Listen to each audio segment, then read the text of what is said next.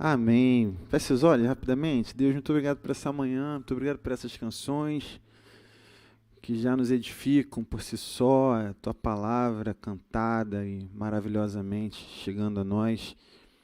E que agora, Deus, a tua palavra falada, pregada, também encontre terra fértil no nosso coração e que a gente possa ser transformado, não pela palavra de homens, mas pela ação do teu Espírito. Em nome de Jesus. Amém. Bem, a gente vai ficar alguns momentos aqui e eu queria já dizer que a gente vai falar de Davi, né? Que é meu ídolo, meu super-herói preferido, Davi. E hoje eu vou mais do que dar bons conselhos, eu vou dar boas notícias também, porque os sermões ele costumam ser bons conselhos, né? A gente abre a Bíblia, reflete junto e você anota algumas coisas, mesmo que mentalmente, pô, então acho que eu vou por ali, como um pastor, como um pregador está falando, acho que eu vou fazer isso, vou fazer aquilo. É um jeito de dar bons conselhos, mas hoje, para além de dar bons conselhos, eu vou dar boas notícias, porque hoje a gente vai falar de coisas que a gente precisa, mas a gente vai falar também de coisas que a gente já tem. Inclusive, o título do sermão é esse: o que você precisa e o que você já tem. Beleza? E para falar sobre o que você precisa e sobre o que você já tem, a gente vai refletir num texto que está em 1 Samuel, capítulo 21. Pode jogar na tela, sabe, por favor? Eu vou ler junto com você. Diz assim, ó, no verso 1. Davi foi falar com o sacerdote Aimeleque, em Nobe. Aimeleque tremia de medo quando se encontrou com ele e perguntou: por que você está sozinho? Ninguém veio com você. E ninguém veio com você. Verso 2. Respondeu Davi: o rei me encarregou de uma certa missão e me disse: ninguém deve saber coisa alguma sobre a sua missão e sobre as suas instruções. E eu ordenei aos meus soldados que encontrassem comigo num certo lugar. A minha versão está igual? Beleza. Verso 3. Agora então, o que você pode oferecer-me? Dê-me 5 pães ou algo que tiver. O sacerdote, contudo, respondeu a Davi: não tenho pão comum, somente pão consagrado. Se os soldados não tiveram relações com mulheres recentemente, podem comê-lo. Davi respondeu: certamente que não, pois esse é o nosso costume sempre que saímos em campanha. Não tocamos em mulher. Esses homens mantêm o corpo puro, mesmo em missões comuns, quanto mais hoje. Então o sacerdote lhe deu os pães consagrados, visto que não havia outro além do pão da presença, que era retirado de diante do Senhor e substituído por pão quente no dia em que era tirado. Aconteceu que um dos servos de Saul estava ali naquele dia, cumprindo seus deveres diante do Senhor. Era o edomita Doeg, chefe dos pastores de Saul. Verso 8. Davi perguntou a Aimeleque: você tem uma lança ou uma espada aqui? Não trouxe minha espada nem qualquer outra arma, pois o rei exigiu urgência. O sacerdote respondeu: a espada de Golias, o filisteu, que você matou no vale de Elá, está enrolada num pano atrás do colete sacerdotal. Se quiser, pegue-a. Não há nenhuma outra espada. Davi disse: não há outra melhor. Dê-me essa espada. Naquele dia, Davi fugiu de Saul e foi procurar Aquis, rei de Gade. Só para contextualizar, o recorte da vida de Davi que a gente está olhando hoje é quando Davi foge de Saul, que é seu sogro e rei de Israel. Davi é genro do rei de Israel. E o rei de Israel, chamado Saul, começa a ter inveja de Davi. E Davi não sabe o que fazer. Ele tenta lidar com o rei de alguma forma que eles não se tornassem inimigos, mas a inveja consome Saul. A Bíblia diz que um espírito maligno da parte de Deus se apossa de Saul, a ponto de Davi não ter outra alternativa a não ser fugir. E Davi foge. Foge da sua casa, deixa para trás sua esposa, sua família, seu status. Davi era o principal guerreiro de Israel nessa ocasião. Então ele deixa para trás, vira um inimigo do rei.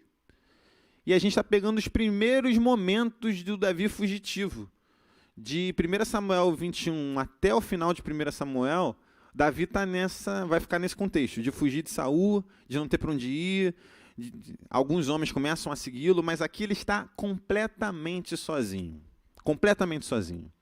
E sem um plano, sem paradeiro, sem amigos, sem nada. Está com a roupa do corpo.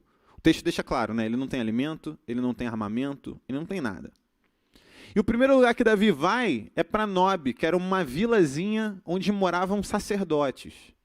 E ele procura Aimeleque, que é o líder dos sacerdotes, que era o sumo sacerdote, era o maior dos sacerdotes.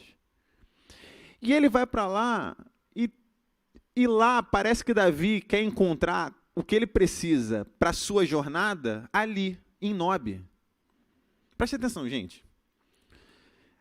Ele está fugindo do rei e ele precisa de um plano, ele precisa de alimento, ele precisa de armas. Isso é o que Davi mais ou menos precisa. Ele decide buscar isso junto a sacerdotes. É uma escolha inusitada, né? E não é de se estranhar que Aimeleque estranha quando Davi pergunta para ele se ele não tem alimentos, se ele não tem armas. Aimeleque mesmo, pô, mas aqui a gente não tem pão, aqui a gente não tem armas. Porque é um lugar inusitado mesmo.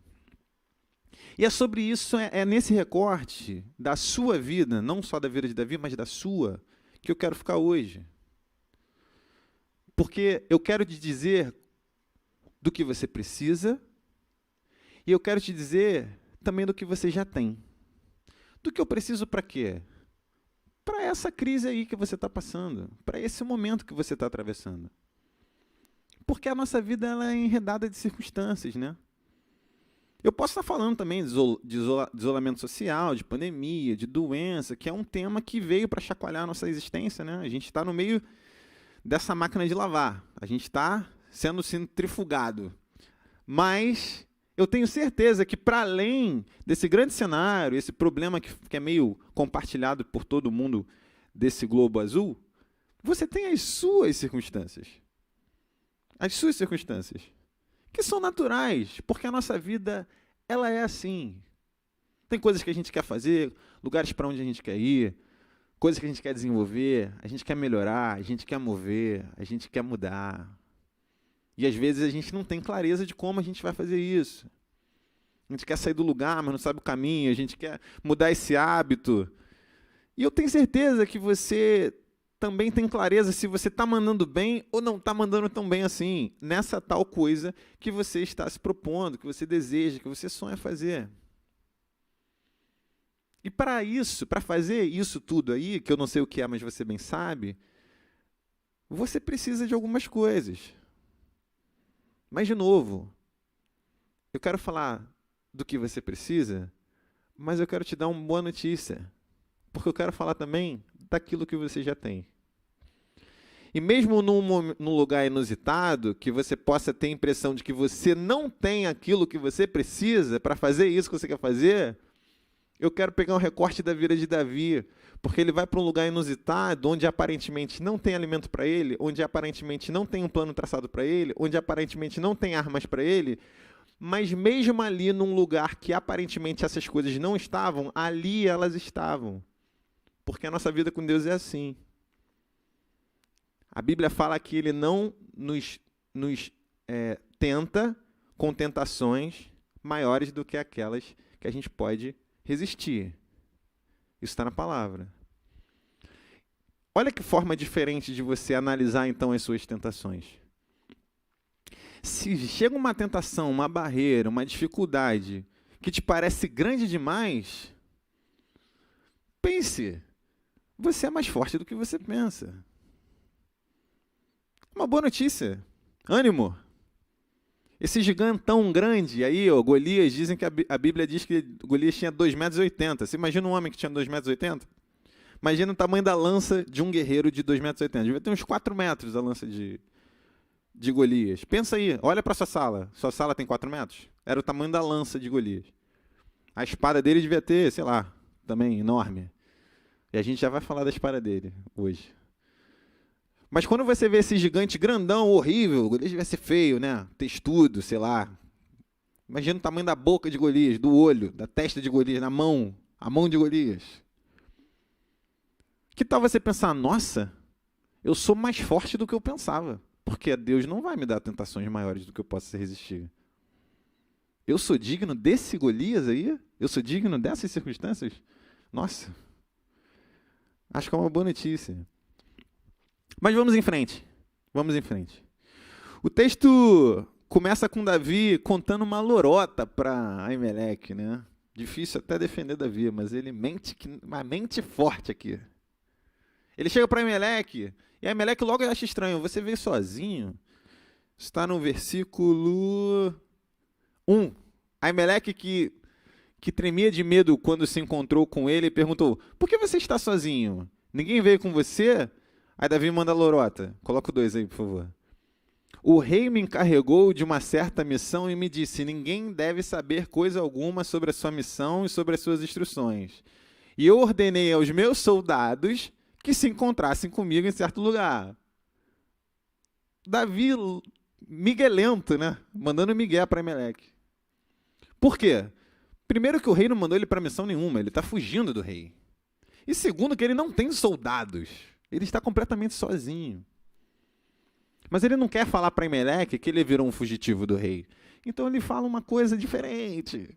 Ele fala que ele está numa missão secreta, urgente. Mais à frente ele vai dizer: você tem alguma arma aí? Porque eu saí tão rápido que eu nem peguei arma. Que coisa, né? Eu quero falar da sua criatividade. Porque a primeira coisa que você precisa para lidar com a crise pela qual você está passando, para crescer sobre as dificuldades que se colocam diante de você, é que você precisa ser criativo. E pense na palavra criatividade. A palavra criatividade, ela carrega a palavra atividade, né? É uma atitude criativa. Então eu quero falar da sua capacidade de ser criativo, mas eu quero falar da sua atitude de ser ativo e não reativo, que é isso que Davi está fazendo. Davi poderia ter fugido da casa dele e se escondido no quintal. Para quem sabe, no dia seguinte, tentar falar com Saul de novo. Ou ir lá falar com Jonatas, que era amigo dele, filho de Saul. Ou mandar um recado pela esposa dele, tentar... Não, ele entende que a saída da vida dele está em outro lugar. E por mais doloroso que seja, ele anda para longe de tudo que ele tinha. Essa atitude criativa, que aqui, eu não vou entrar no mérito dele ter mentido ou não, mas olha a criatividade de Davi. Ele vai para um lugar inusitado, conta uma história inusitada, porque ele está decidido a encontrar um caminho para ele. Ele não está interessado em reciclar os caminhos que ele já andava. Expulsaram ele. Às vezes a gente precisa ter a coragem de simplesmente deixar aquela temporada da nossa vida passar. Davi claramente não sabe qual o caminho que ele vai seguir. Claramente. Ele não tem muita ideia para onde ele vai. Mas ele tem uma atitude. A gente ouve umas histórias, você já deve ter ouvido uma fábula, né? De pelo menos na minha cabeça, é sempre um mongezinho careca que usa um roupão vermelho. Mas a gente já ouviu essa fábula, né? De um homem normal, como nós, que subiu uma montanha para lá em cima encontrar um super sábio que falaria em poucas palavras algo muito importante. Sabe, um sábio que vive no alto da montanha. Aí a fábula que costuma ser cômica é assim: aí o cara subiu, demorou meses para chegar lá e fez uma pergunta. Aí o sábio respondeu assim: nossa e tal. Eu não acredito nisso. Eu sou servo de Jesus. Jesus não tinha nada a ver com alguém recluso, parado, em silêncio, de olhos fechados, esperando que as pessoas fossem até ele. Isso não tem a ver com a nossa experiência de fé. Nossa experiência de fé é em torno de um Deus que encarnou, e enquanto encarnou, não parou. As pessoas não sabiam onde Jesus estava. Jesus, cada hora estava num canto, andava, e para cima e para baixo, voltava nos mesmos lugares, e entra no mar, e entra no barco, e sai do barco, e fala, não sei o quê, e vai para Samaria, e vai lá para Ciro Fenício, vai para Cesareia. Estou falando de regiões que não tinha nada a ver, ele ia para lugares assim, que as pessoas nem eram judias, enfim, ia para outros lugares. E voltava, e as pessoas não sabiam onde ele estava. E ele mesmo falava que ele não tinha onde reclinar a cabeça. Ele falou que enquanto ele estava ali, era tudo muito célere, entendeu? Eu estou aqui por pouco tempo, a gente não tem tempo a perder. E por vezes você vê uma situação que não é boa para você, te faz mal espiritualmente, te faz mal emocionalmente, e você está esperando alguma coisa acontecer. Seja criativo. Enquanto você não tiver um olhar criativo do lugar que você está, não te restará outra alternativa a não ser lamentar por não estar no lugar que você gostaria. Enquanto você não crescer sobre isso, só te restará sentar no meio-fio e lamentar. E Davi tinha muitos motivos para sentar no meio-fio e lamentar. Mas claramente não é isso que ele estava determinado a fazer. Seja criativo. Seja criativo. Pense em coisas novas. Como está a sua rotina? Pense em coisas novas. Não, você não vai poder ir na academia. Você não vai poder voltar para o seu trabalho. Você não vai poder. Você não vai poder visitar o seu amigo. Você não vai poder visitar a sua mãe. Você não vai poder. Você prefere sentar no meio-fio e lamentar, ficar vendo Globo News e a CNN o dia inteiro, ou arrumar formas novas de existir? Arrumar hábitos novos, leituras novas, perspectivas novas. Seja criativo, seja ativo, crie uma narrativa para você e caminhe com coragem, com determinação. Davi estava completamente confuso, mas enquanto ele estava confuso, ele caminhava. Enquanto ele estava confuso, ele caminhava. Sem muita clareza de para onde, sem muita clareza de como será, mas ele caminhava. Aproveitando um parênteses, eu gosto muito, esse texto está em Marcos, acho que capítulo 13, que Jesus morreu e é sábado, né? Não, é domingo cedinho. E Marcos conta que as mulheres saíram cedinho para perfumar o corpo de Jesus, que era um hábito da época. E elas saem pelo caminho, e diz o texto que pelo caminho elas perguntavam: quem é que vai abrir o túmulo para nós? Porque o túmulo tinha uma pedra pesada na porta, né? Quem é que vai abrir? E elas discutiam no caminho como elas fariam quando chegassem lá. Mas essa falta de respostas sobre como seria quando elas chegassem lá não as impedia de continuar andando. E é exatamente isso. É a mesma lógica que a gente percebe em Davi aqui. Quando Davi conta essa lorota toda para Emelec, ele está indo. Não sabe exatamente como. Quando ele pergunta, você tem pão? Emelec poderia dizer, não tenho. Quando ele pergunta, você tem arma? Emelec poderia dizer, não tenho. Mas ele foi e perguntou. Ele foi até lá, perguntou, e viu, e propôs, e foi criativo. E o caminho dele vai se abrindo. O que você precisa? Você precisa ser criativo. Você precisa de um plano. Você precisa de objetivos. E o que você já tem? Você tem a sua criatividade. Você tem. O que você precisa? Você precisa saber o que você vai fazer amanhã, essa semana. Não sabe? Mas você já tem a sua criatividade. Você já tem dentro da sua casa pessoas, coisas, internet, uma tela, um telefone. Você tem coisas. Você tem no seu bairro ali, talvez você não possa ir até lá, pegar um ônibus, metrô, mas você pode dar uma volta no quarteirão. Você tem o sol do lado de fora dessa casa. Você tem opções. Você já tem. Mais à frente, o diálogo vai para um outro papo, que Davi foge de casa e ele precisa se alimentar, né? Qual o versículo aí, sabe, que eu tinha falado, que eu não lembro de cabeça? 6, vamos lá. Então o sacerdote lhe deu os pães consagrados, visto que não havia outro além do pão da presença. Era o seguinte, ó.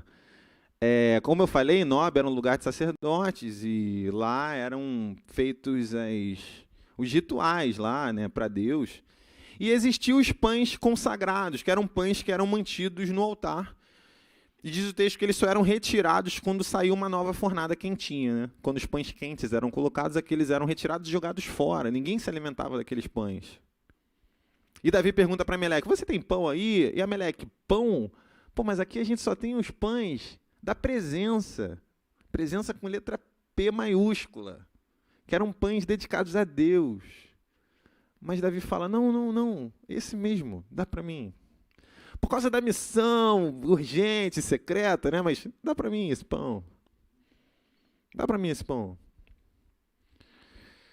A segunda coisa que você precisa é de sustento, irmão. Você precisa de sustento. Minha avó dizia que saco vazio não para em pé. Você precisa de sustento. E você até se alimenta um pouquinho, né? Você até ora de vez em quando. Quando a gente começa a transmissão aqui, você fecha os olhos, ora com a gente. Você até conhece a música aqui que a gente cantou, ou não. Mas pode ser que nesse momento de crise, essa alimentação intermitente, ela seja pouco. Pode ser que essa devoção, que é quase um fetiche, uma coisa que você gosta de fazer, que você declara ser a sua confissão de fé, talvez nesse momento de crise seja pouco. Eu li um livro, o nome é Ar Rarefeito. Um livro que eu peguei meio sem querer, mas que foi um dos livros mais marcantes. É um livro que volta e meia volta na minha cabeça, que era basicamente a história, era um diário de bordo de um cara que descrevia a experiência dele subindo o Everest, né? Bem legal esse livro. E eu não sabia que quando você vai subir o Everest, você tem que engordar de 15 a 20 quilos, cara, para se preparar para o tempo que você vai perder. Mônica, foca. Para o tempo que você vai perder. É aqui, gente. Atrás dessa câmera acontecem muitas coisas. Mas, enfim. Pro peso que você vai perder. Porque o Everest, ele vai te tirar 20 quilos. Então, é melhor que você engorde antes. Né? Então, pode ser que esse momento de crise te demande mais do que canções de vez em quando, orações dominicais. Sabe? Pode ser que esses pães que ficam ali expostos, eles precisem ser realmente utilizados, degustados diariamente e tenham um papel de te trazer sustento, de te trazer para o seu eixo, centralidade na sua vida. O que você precisa? Você precisa de sustento. O que você já tem? Você já tem à sua disposição. Você já tem esse sustento à sua disposição. Jesus fala, nos aconselha a entrar na intimidade do nosso quarto, na privacidade do nosso quarto e abrir o nosso coração a Ele, porque Ele fala que Deus, na mesma intimidade, vai responder a nossa oração. Essa intimidade tem sido visitada por você nesses dias? Quanto tempo de jornal você pode trocar por tempos de devoção? Essa intimidade tem sido visitada? Ou os pães continuam expostos, tão belos, com uma plaquinha, esses são do Senhor, mas você não tem o exercício básico de lembrar que o pão, que na língua em hebraico, ele é até sinônimo de alimento, né? Jesus, inclusive, vai citar esse episódio. Eu não lembro em qual, mas ele vai citar em algum momento nos evangelhos, ele cita, quando vão falar do sábado e tal, e ele cita, mas Davi não comeu os pães consagrados? Jesus cita, exatamente para embasar isso. Vamos lembrar de que os pães, eles são alimentos antes de qualquer coisa. As canções, a oração, a palavra, ela pode ser elevada a outro patamar, já que agora nós temos um Everest para subir. Você pode se apropriar do pão para que ele te dê a consistência do que você precisa. Você precisa de substância. Você precisa de consistência. O que você já tem? Você já tem. Você já tem. Você já tem. Dentro da sua geladeira, dentro da sua despensa, você já tem o necessário para a consistência que você precisa. E mais à frente, eu confesso que toda essa história que eu contei até agora é para chegar aqui nesse episódio, porque isso para mim é muito marcante. Esse texto para mim é um dos mais marcantes da vida, de um dos personagens mais marcantes da Bíblia. Porque Davi faz a pergunta mais inusitada para Emelec. Mais inusitada até do que os alimentos. Porque beleza, lá não é lugar de se conseguir comida, mas o fato é que pessoas moram lá e pessoas se alimentam, né? Acho que o pedido de Davi era inusitado por pão, mas beleza, algum pão deveria haver. Agora, no versículo 8, Davi perguntou a Aimeleque: você tem uma lança ou uma espada aqui? Deixa o texto na tela, sabe, por favor. Essa é a pergunta mais inusitada. Você tem uma arma aqui? Ele está em Nob, que é uma casa de sacerdotes. Acho que seria tão estranho quanto você entrar numa paróquia e hoje perguntar: você tem uma arma aqui? Arma? Não, arma não. Esse é o último lugar para se conseguir uma arma. Mas a resposta de Aimeleque é que nos abençoa. Que Aimeleque diz assim, no verso 9: o sacerdote respondeu: a espada de Golias, o filisteu, que você matou no vale de Elá, está enrolada num pano atrás do colete sacerdotal. Se quiser, pegue-a. Não há nenhuma outra espada aqui. E Davi disse: não há outra melhor. Dê-me essa espada. Tem versões que Aimeleque pergunta para Davi: ela serve? Muito bom. Muito bom, muito bom. É muito benção esse texto. Aimeleque pergunta: ela serve? E Davi responde: serve. Não há espada melhor. Não há outra melhor. Dá ela para mim.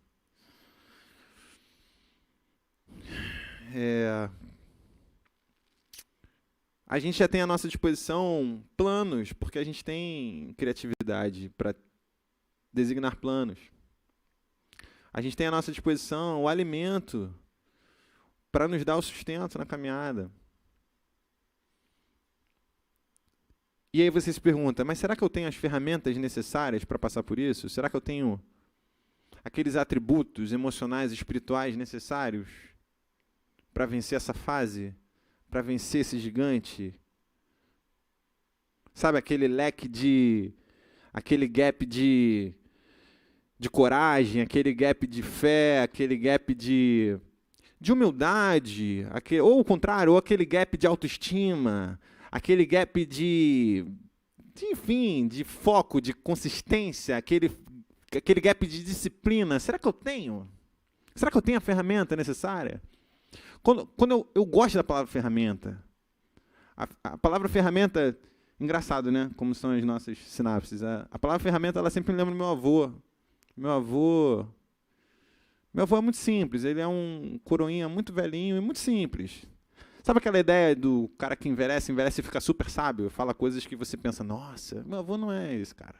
Meu avô é um cara simples, sempre foi. Mas uma experiência com meu avô foi muito marcante, porque meu avô ele sempre teve a caixa de ferramentas dele. Quando eu ia passar verão lá em Araruama, na casa dos meus avós, na casa dele, Zé Maria, e da minha avó que já faleceu, minha amada vovó Wanda, eu tinha uma parada de querer mexer na caixa de ferramentas do meu avô. Mas claro que eu não podia, né? O negócio tem serrote. Imagina, uma criança de 6 anos, sei lá. Mas quando meu avô ia fazer alguma coisa, às vezes, quando ele estava muito de bom humor, e meu avô muito de bom humor, talvez seja você de mau humor, entendeu? Mas meu avô muito de bom humor, aí ele me chamava, acho que eu não lembro do Silas com esse fetiche, mas ele me chamava e dava uma ferramenta inútil para eu segurar enquanto ele fazia o que realmente importava, sabe? E essa parada de ferramenta, porque eu ficava perguntando para ele para que servia, né? E ele ficava me explicando, eu às vezes entendia, às vezes não. Mas é engraçado, porque você abre uma caixa de ferramenta e tem coisas que são específicas para uma situação muito específica, muito específica. E elas não servem para mais nada. Não serve para mais nada. A chave Phillips não serve nem para prender o parafuso, para enroscar o parafuso. Normal, não serve. Não serve. É só se for o quadradinho. O serrote só serve para serrar. Pô, coisa idiota que eu estou falando, né? Mas é isso mesmo. É isso mesmo. E às vezes é curioso, porque você vê lá, eu falei da chave Phillips, você tem um parafusinho que você quer tirar. Você precisa da chave Phillips. Você pode ter a caixa de ferramenta top, Se não tiver uma chave Phillips, não adianta ter martelo, não adianta ter serrote, não adianta ter chave de fenda normal, não adianta ter marreta, não adianta ter, sei lá, fita isolante, não adianta. Você precisa de uma ferramenta. E eu sei que às vezes você olha para a sua caixa de ferramenta procurando e você não acha, cara. Sabe, eu preciso da paciência aqui. E aí você olha e não vê. Você vê humildade, vê coragem, mas cadê a paciência, né? Você não encontra. Mas ela está lá. Ela está lá. Lembre-se que a vida não nos levará a tentações maiores do que aquelas que a gente pode aguentar. Ela está lá, meu irmão. Ela está lá. Eu sei que às vezes você se sente perguntando para um sacerdote se ele tem uma espada. Mas eu quero te encorajar. Pergunte. Pergunte de novo. Sabe a pessoa tímida que não faz algo com medo da reação? Pergunte. Dê chance para que Deus te surpreenda. Porque você vai perceber que o que você precisa, você já tem. Você já tem. E olha que coisa máxima de gostosa de olhar e de glorificar a Deus. Não era qualquer espada. Não era qualquer espada. A espada que Davi... Se Aimeleque tivesse uma faca de pão, Davi pegava. Porque Davi não tinha nada. Se Aimeleque falasse, rapaz, eu só estou com esse canivete suíço, serve? Serve. Mas não era isso que Aimeleque tinha. Se Aimeleque tivesse uma espada nova, boa, afiada, Davi ia dar saltos de alegria. Mas também não era só isso que Deus tinha reservado para Davi, não. Deus reservou para Davi a espada de Golias. E a espada de Golias está lá em 1 Samuel capítulo 17, que você vai ler depois. E essa história, né? Essa história talvez seja a mais famosa da Bíblia, né? A narrativa mais famosa da Bíblia. Acho que foi a crucificação e a ressurreição e depois Davi e Golias, né? Talvez, enfim, sei lá também. Mas é uma história muito popular. Mas deixa eu te contar um detalhe, não sei se você sabe.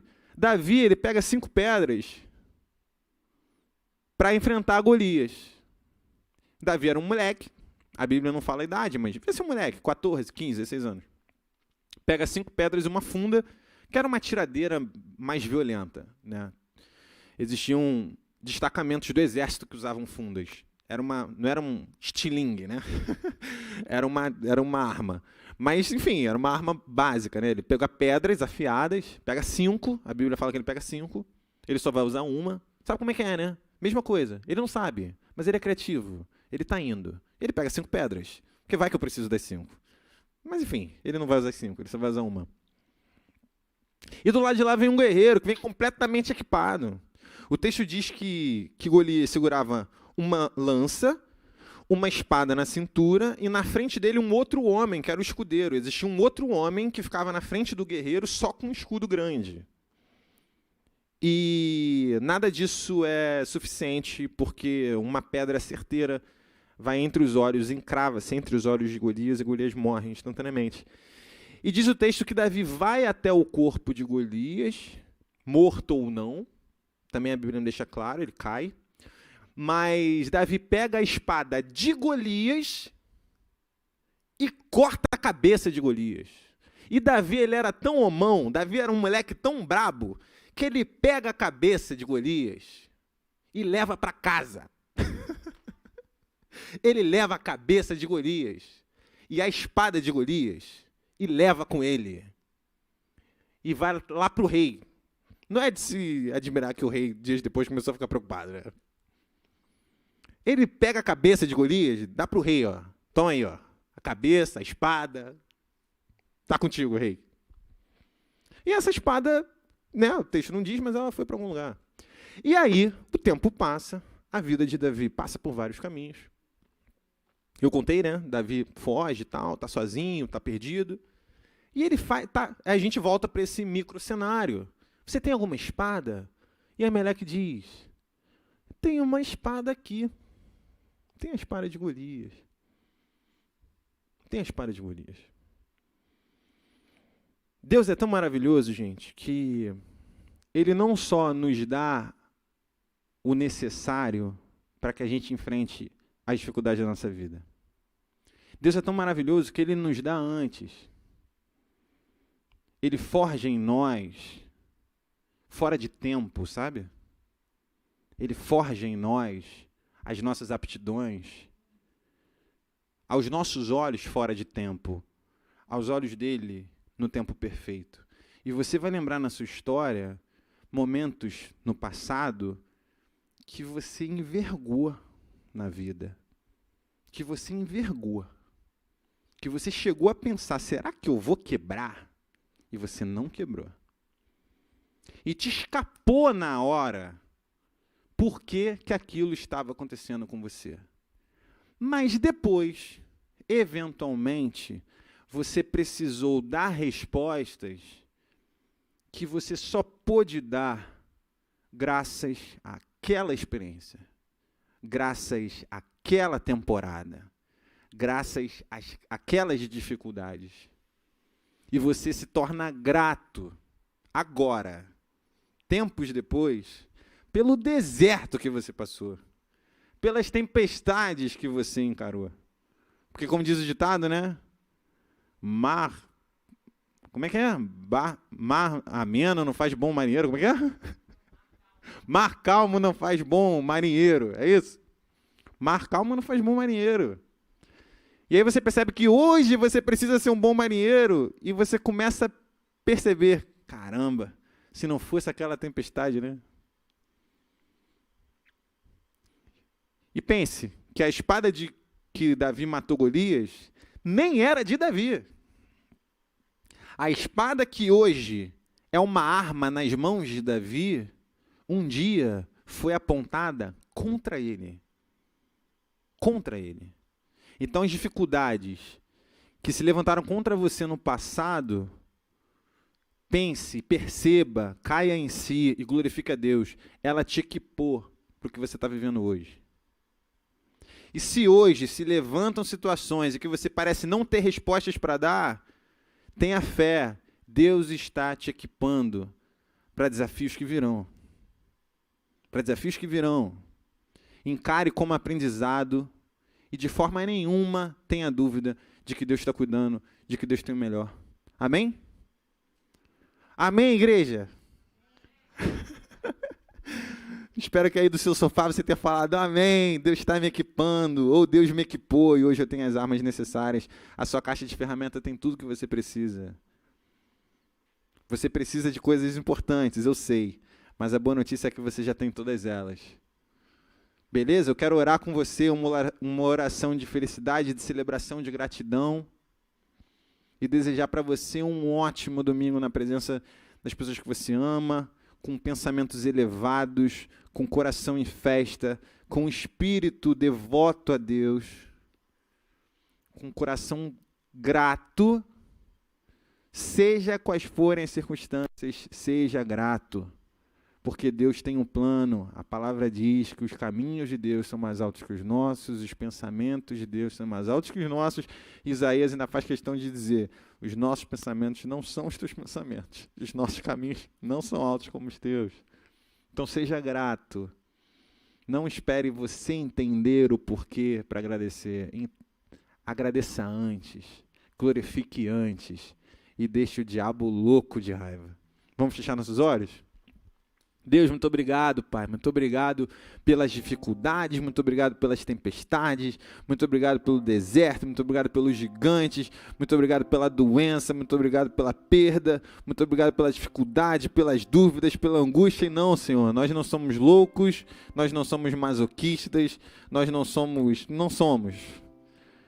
mas nós entendemos que o plano que os nossos olhos veem é um plano mínimo, ínfimo, diante do plano que o Senhor vê, que o Senhor provê, que o Senhor escreve a tua história, Senhor.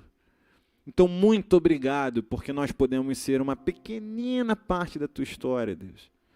E nós queremos que essa pequenina parte da história te glorifique, seja uma parte da história que o Senhor tenha muito prazer em olhar. Porque aqui tem pessoas, tem um coração que entende que nós somos uma partezinha da sua história, mas que é uma partezinha que é tua. E não há como essa história terminar mal para nós, porque nós somos teus. Tem promessas tuas para nós. E nós lembramos dessas promessas, e nós nos apropriamos dessas promessas, e nós pregamos essas promessas para nós mesmos, Senhor, para que a gente envergue sim, mas envergue dando glórias a Deus, como Silas e Paulo, presos, com os tornozelos presos em troncos e as costas lanhadas por chicotadas, glorificando o teu nome, com cânticos. Eles não eram loucos, eles eram os únicos sãos. E nós glorificamos o teu nome, Senhor. Tem compaixão, Senhor. Tem misericórdia com todos que passam por momentos difíceis. Aos corpos que perdem vitalidade, aqueles que passam por luto, tem misericórdia, Senhor, que teu Espírito possa consolar, possa preencher, possa revestir o ânimo, aqueles que deprimem, aqueles que se abalam, aqueles que caem em rancor, em melancolia, renova o ânimo das pessoas, Senhor, que teu Espírito possa entrar nas casas, Deus. Possa entrar nas casas, Deus, e nos fazer passar por tudo isso de cabeça erguida, porque o nosso coração está em Ti. Nosso coração está em Ti. Muito obrigado, Deus. Nos dá um dia de festa, um dia de gratidão, que a gente possa se abraçar aqui, né, entre aqueles que a gente pode abraçar, enfim, mas que a gente possa abraçar e estar próximo e falar palavras belas e glorificar o Teu nome, Senhor, com nossas ações, com as nossas palavras, com os nossos pensamentos. Muito obrigado pela vida daquele homem tão confuso, tão contraditório, tão parecido conosco. Um homem segundo o Teu coração, como a gente quer ser também. Edifica a nossa casa, edifica a nossa família, edifica a nossa vida, vida financeira, vida profissional, vida emocional, Senhor. Tudo é Teu, tudo é Teu. E nós declaramos isso.